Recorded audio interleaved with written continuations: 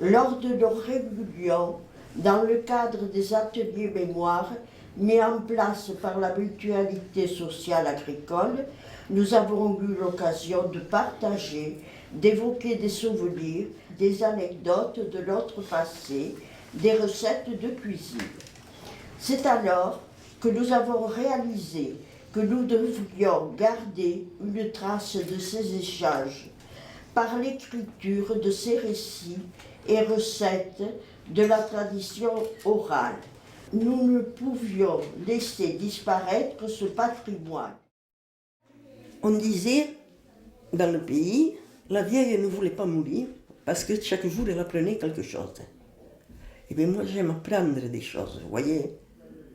Et je n'arrête pas. Un beau jour, je lui ai demandé est-ce que je peux venir avec vous autres patrines. Il y en a pas mal que c'est des amis.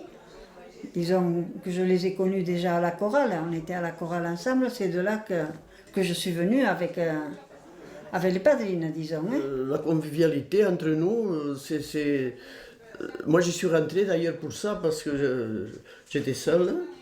Et ça m'a permis d'avoir une vie avec des personnes que je n'avais pas l'habitude de rencontrer, voilà. Mais je me sens très bien. Puis elles m'ont bien adopté, alors c'est ça surtout. Là, les coups de taxe. Là, il y avait du rouge. Oh, merde. Faut pas rajouter de l'eau. C'est bien, une fois, j'avais pris un café. C'est du jus de chaussette. Voilà. T'as dit que ça, c'est pas du jus de Ça, c'est chaussette. pas du chaussette. La cuillère tiendrait debout. Il est très bon. Il est bon. C'est du café trempé, ne nous énervez pas. Ah non. Ce que je cherchais quand je suis partie de mon travail, c'était retrouver quelque chose qui me permette d'abandonner ce contact que j'avais humain avec tout un tas de gens que presque ils me considéraient comme quelqu'un de la famille, quoi, parce que il y a des accroches qui sont fortes et on me confie des choses et continuer à pouvoir évoluer là-dedans et à être donc à ma place, quoi. Je me sentais bien, quoi, et ça m'a permis de rester en contact avec une vie active, quoi. Moi, personnellement, qui suis seule, ça m'a apporté beaucoup parce que elles m'ont accueilli comme une famille, voilà. Et quand je suis avec mes amis, je ne suis plus la même, voilà. Mes enfants ne me connaissaient pas sous ce jour du tout. Une renaissance peut-être. Oui. C'est le travail d'un groupe. J'insiste sur le mot groupe, où les compétences de chacun, bien souvent ignorées d'eux-mêmes, ont été mises en commun pour mener à terme ce téméraire projet. Et on se le met devant après. Devant. Oh, à qui devant? Ce qui m'est cher, c'est que j'ai beaucoup donné pour ce travail, mais j'ai énormément reçu. Et je crois que c'est ça l'amour et l'amitié. De donner et recevoir. C'est un échange. Ce qui est important pour moi, c'est qu'on se connaît mieux. Et on se connaît vraiment. On se connaît vraiment. Tandis qu'avant, c'était superficiel. Et puis, ce partage de la cuisine. Alors, une a une idée, l'autre, et on apprend beaucoup de choses. Beaucoup. On se connaît beaucoup mieux. Et... Bien. C'est un moment privilégié qu'on a entre nous. À l'origine, donc, ces personnes étaient ce que l'on appelle des clientes de service social, pour un travail social collectif. Et au fil du temps, elles sont devenues, petit à petit, des personnes qui me sont très chères et aujourd'hui des amis. Les ateliers mémoire, c'était une session de 7 séances et puis on repartait pour 8 séances de plus, celles qui voulaient. Alors, on a été quelques-unes qui ont continué. On portait à goûter, on discutait de recettes de cuisine, de pâtisserie, tout ça. Et André nous a dit on pourrait faire un livre. Et alors, de fil en aiguille. Notre cercle s'est agrandi. Et il est énorme, ce cercle, aujourd'hui. En fait, on est parti d'un petit groupe. Pour l'écriture du livre, on était 400.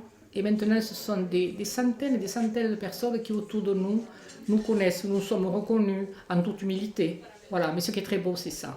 c'est que cette transmission, elle se fait pratiquement naturellement aujourd'hui. Parce qu'en fait, je crois que nous rayonnons, malgré nos soucis de santé, malgré nos problèmes, voilà. Voilà ce que je voulais dire.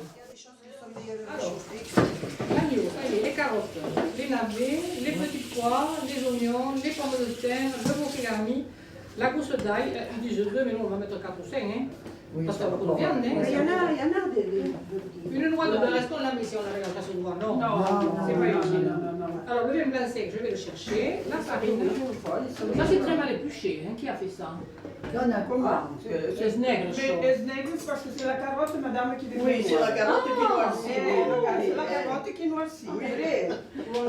La coordination efficace, les conseils et l'engagement d'André Cassouline, assistante sociale du secteur de Vinça, nous ont permis de poursuivre ensemble cette réalisation. Nous avons sollicité la mémoire des personnes âgées, témoins de ce passé. De nombreuses rencontres ont été organisées avec les jeunes des écoles primaires, du collège et de l'espace jeune.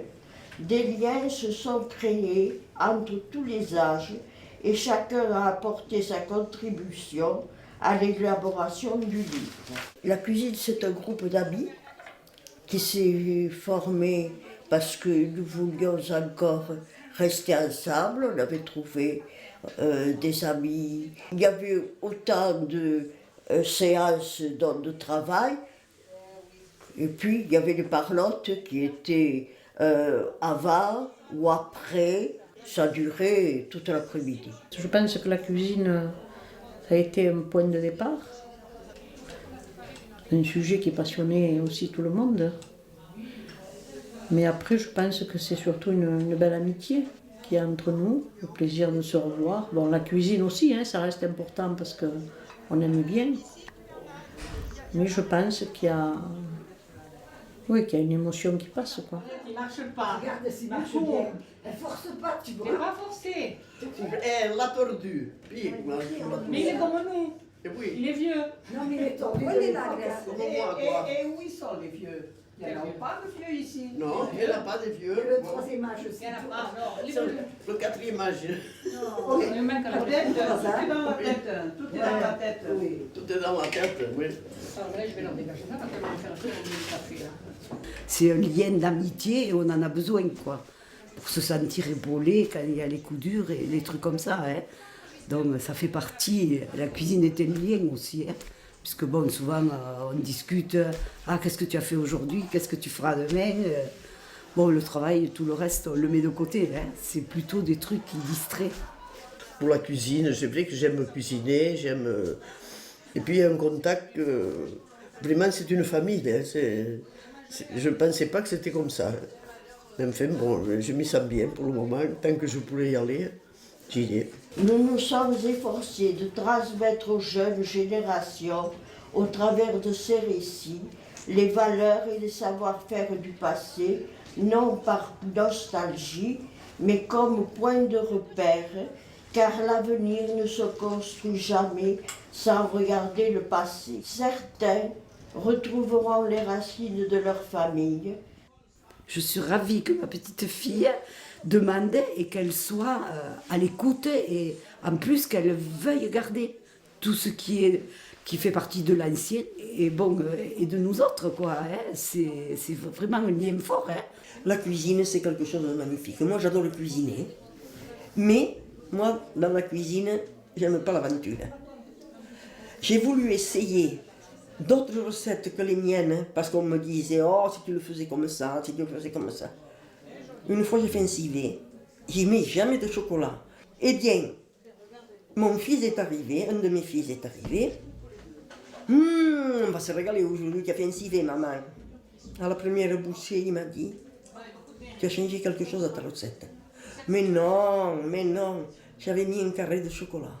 Il m'a dit, enfin, maman, tes recettes sont bonnes. Je me demande qu'est-ce que tu vas y ajouter des choses. Non, mais fais-le goûter avant d'en rajouter pour voir. Si elle a peur qu'il y en ait trop. Oh, ouais, une petite... Autrement, ça n'a pas de tout. Il faut que ça trouve les deux. Il ne faut pas que ce soit. Émile, attends. Viens le goûter, Christine. Viens le goûter. Alors. Je trouve que le goût d'huile d'olive Ça se mélange pas assez, ça. Mais parce qu'il faut aller au fond. Tu as pas une grappe de sauce là? Oui, j'ai un truc, mais il est plein de... On prendra... Ou alors on la met, hein? C'est pour ça que je Tout à disais, l'heure, parce que là ça va lui cuire. si on l'arrose pas... On l'arrose pas, c'est les saveurs. Hein? Délicieux, elle a dit. Goûtez. Délicieux aussi. Et ça sent, il faut pas mettre les pommes de terre. Elles m'ont dit, mais que vous n'avez pas mis les patates. Alors maintenant, mettez les pommes de Quand terre. j'étais venue le faire. Et j'entends sonner, les choquis. Ah oui, c'est délicieux en vrai. Hein? Alors maintenant, j'ai de quoi le fouetter, attends. J'ai une petite fouette, hein. Si nous sera besoin de couscous. Parce qu'on m'a dit, mais encore, vous n'avez pas mis les patates. Et les artichauts. À l'époque, une bonne cuisinière, c'était une personne qui cuisinait suivant ses moyens et pour le bonheur de toute sa famille. Voilà ce qu'était la cuisine. Et quand vous avez été élevé dans ce contexte, vous en étiez heureuse. Ça plaît de continuer. Si on a eu un exemple. Si on a eu un exemple comme ça. Et vous êtes content quand vous avez des petits-enfants ou des enfants, des petits-enfants qui vous disent « Mamie, comment tu fais ça? Mamie, laisse-moi cuisiner. » Et on voit qu'il y a une racine là. Personnellement, j'ai été d'autant enthousiaste pour participer à cette belle aventure humaine et transmettre mes souvenirs, maintes fois évoqués. J'ai eu le bonheur de vivre près de ma grand-mère, mémoire vivante jusqu'à 102 ans, et actuellement avec ma mère qui assume ses 92 ans. Le bonheur de retrouver des personnes qui sont plus âgées que moi quand même, et qui ont une vie très riche, qui ont un enthousiasme fou, qui sont d'une jeunesse extraordinaire. Ça me donne de l'optimisme. Je suis toujours très heureuse quand je sais que je vais venir les voir. Ça a été une belle aventure et c'est toujours une belle aventure. Et c'est vrai que quand même, on est bien entre nous, même si des fois on pas se chamaille. On a des petites dissensions, mais ça se passe quand même bien. Ouais. Je crois qu'on est quand même bien soudés. J'ai fait ça, ça va, hein? Tu l'as fait? Tu l'as fait déjà? Le citron, ils sont alors la Tu en as mis? Tu en as mis? Vas-y. Oui, j'en ai mis, mais tu peux y aller. Elle a mis un ratch. Voilà, on dit un ratch, ça fait 2 ratchs. Quand on est au Padrines, vraiment, je me sens très bien. Voilà, ça m'a apporté beaucoup parce que quand on est seul, j'avais même l'impression de ne pas savoir parler. Et là, maintenant, quand on va aux Padrines, vous voyez, moi, j'aime pas trop parler. Mais enfin, là, avec les Padrines, je me sens très bien. L'amitié qu'on a réussi à faire, ce qu'on a fait, et ça m'a énormément porté. Et être ensemble, ça nous remet dans le flot de la vie. Et ça nous donne envie d'espérer.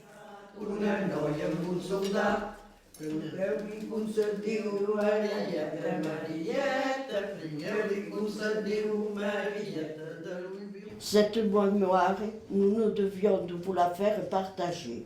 Pour nous tous, merci à toutes les padrines et padris. Présentation du livre à la table de Padrine, 11 décembre 2004, la présidente de Mémoire de Fil de l'Eau, Paulette Cobb.